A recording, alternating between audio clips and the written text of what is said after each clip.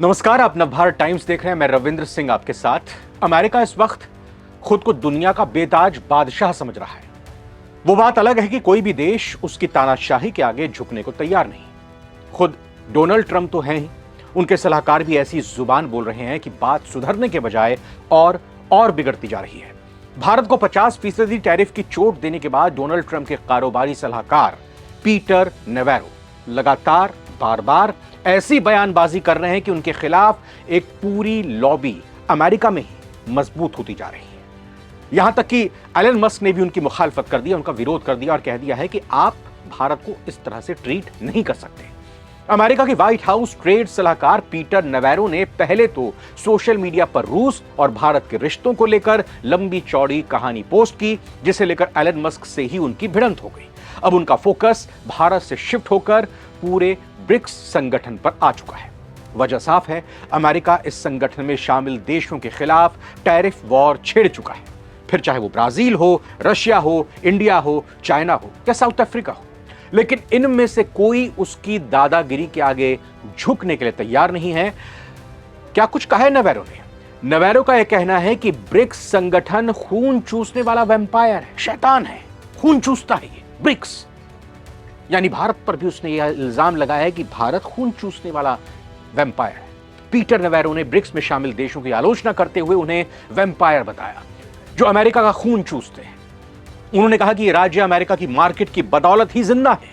अगर वो अमेरिकी बाजारों को अपना सामान ना बेचें तो इनके अस्तित्व संकट में आ जाएंगे। इसके अलावा नेवेरो ने ब्रिक्स की एकजुटता पर भी सवाल उठाते हुए कहा कि इतिहास में ये देश एक दूसरे से नफरत करते हैं, फिर ये अब साथ कैसे रहते हैं। वैसे पीटर नेवेरो को यह भी याद होना चाहिए कि इतिहास में तो अल कायदा के आतंकी उसामा बिन लादेन ने भी अमेरिका को बड़ा घाव पहुंचाया था।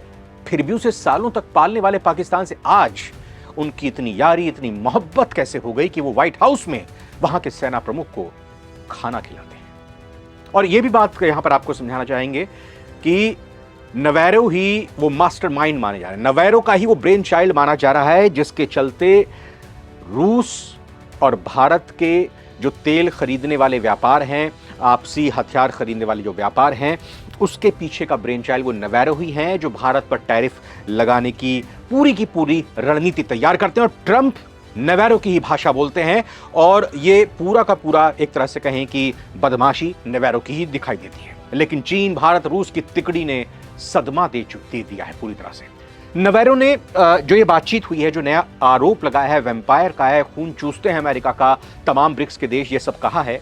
नेवेरो ने इसी बातचीत के दौरान भारत की ऊंची टैरिफ की नीति की भी आलोचना की है। उन्होंने कहा कि भारत महाराजा टैरिफ यानी दुनिया का सबसे ऊंचा आयात शुल्क लगाता है, यानी कि भारत जो बाकी देशों का या अमेरिका का माल भारत में आता है तो उस पर खूब ऊंचा टैरिफ लगाता है और रूस और चीन के साथ मिलकर अमेरिकी हितों को नुकसान पहुंचाता है। उन्होंने एक बार फिर से चेतावनी दी कि अगर भारत अमेरिका के साथ तालमेल नहीं रखेगा तो रूस और चीन के साथ गठबंधन उसे नुकसान पहुंचा सकता है। यानी कि भारत को वो चेतावनी दे रहा है, धमकी दे रहा है, आगाह कर रहा है।